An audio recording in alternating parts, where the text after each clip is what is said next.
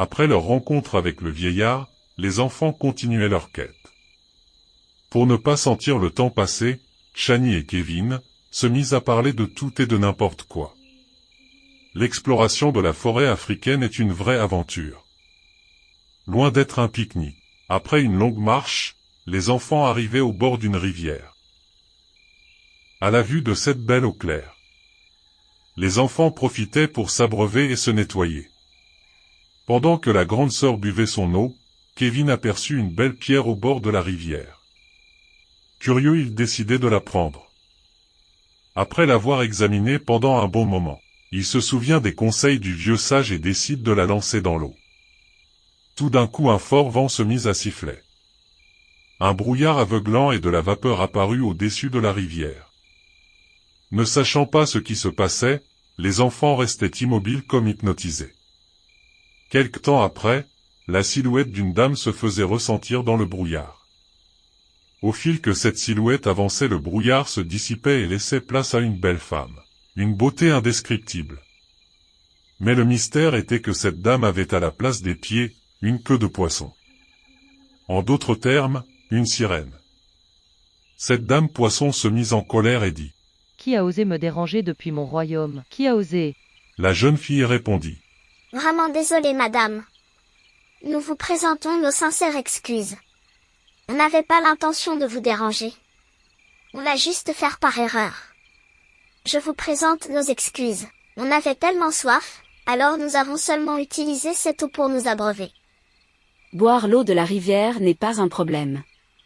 Mais l'un de vous deux a osé me déranger. Vous voyez ces pierres précieuses-là ? Elles servent de téléphone entre la dimension spirituelle et celle du physique. Lancer une de ces pierres dans l'eau sonne brusquement dans mon royaume comme une cloche et m'oblige à me présenter.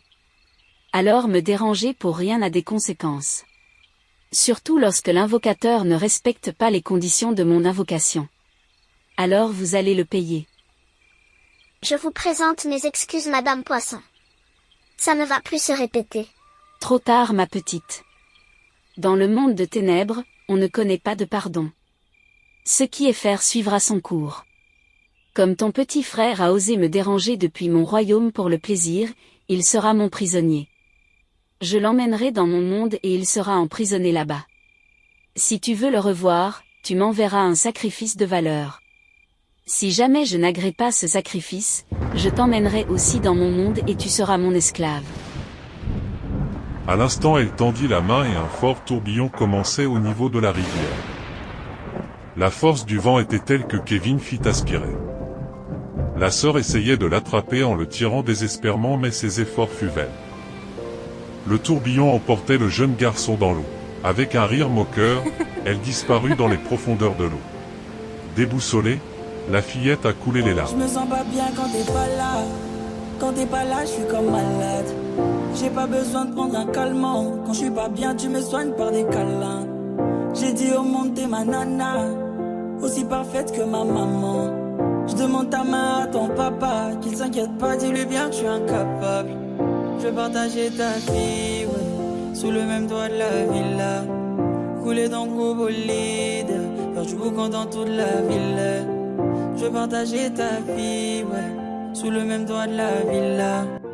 Après avoir longtemps pleuré, la jeune dame se souvient que lors de la rencontre avec le vieillard, ce dernier leur avait dit « Si jamais vous avez un problème, regardez dans le livre. Il y a la solution à n'importe quel problème à l'intérieur. » Alors Shani passait un long moment à chercher une solution pour libérer son frère. Après avoir longuement feuilleté, elle tombe sur une page où il est intitulé « Les désirs fous de la sirène ». Dans ce passage, il est indiqué 3 méthodes pour pouvoir emballer une sirène avec un objet qui a de la valeur dans le monde de la sirène. Première méthode. Sacrifier un membre de famille et offrir son âme à la déesse de l'eau. Deuxième méthode, aller au lac noir, faire une invocation, ensuite l'entité du lac viendra pour un combat physique. Si jamais le combat est remporté par l'invocateur, il te donnera un diadème de son corps qui a de la valeur pour le monde des eaux. Et enfin, la troisième méthode. Aller jusqu'au cimetière des ancêtres, invoquer le plus vieux ancêtre qui te donnera les instructions à suivre. Après avoir longtemps réfléchi, La jeune demoiselle choisit l'option 3. Aller au cimetière des ancêtres. Après avoir séché ses larmes, elle prit le chemin. Direction le cimetière des ancêtres. L'aventure devient de plus en plus compliquée pour nos enfants. À peine entrés dans la forêt, les premières difficultés commencent. Pourront-ils aller jusqu'au bout? Pourra-t-elle surmonter ce qui l'attend dans le cimetière des ancêtres? Pourra-t-elle réussir à cette épreuve et ramener son petit frère dans la dimension physique? La suite nous le dira.